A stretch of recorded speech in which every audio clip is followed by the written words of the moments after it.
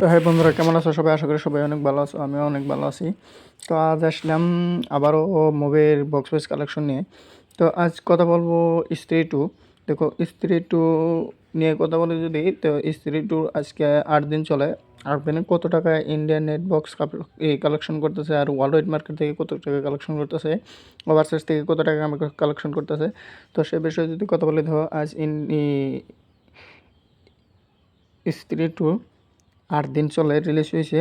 তো তো 8 দিনে ধামাকাদার তো কালেকশন হয়েছে। তারপরে যদি কথা বলি, ওই 2024 সালের যতগুলি মুভি রিলিজ হয়েছে সবার থেকে বেটার ইনকাম করছে, যেখানে যারা আজ এই মুভি নেট কালেকশন করতেছে। 8 দিন চলে আজকে। 8 দিনে এই মুভি নেট কালেকশন করতেছে 19,97,00,000 টাকা। তারপরে যদি বলি যে এই মুভির total all India net collection, তো দেখো আজ 8 দিনে অল ইন্ডিয়া নেট কালেকশন করতেছে 311,50,00,000 টাকা। তারপর যদি কথা বলি এই মুভির অল ইন্ডিয়া গ্রোস কালেকশন, তো এই মুভিতে অল ইন্ডিয়া গ্রোস কালেকশন করতেছে 368,89,00,000 টাকা।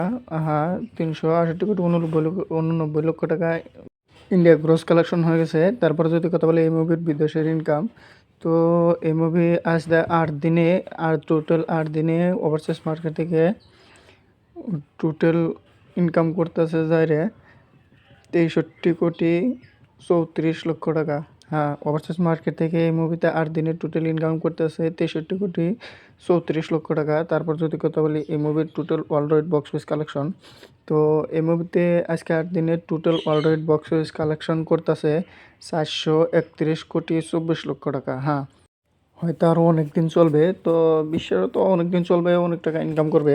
তো আর হয়তো 1 বা 2-3 দিনের মধ্যে হয়তো 500 কোটির উপরে দেবো।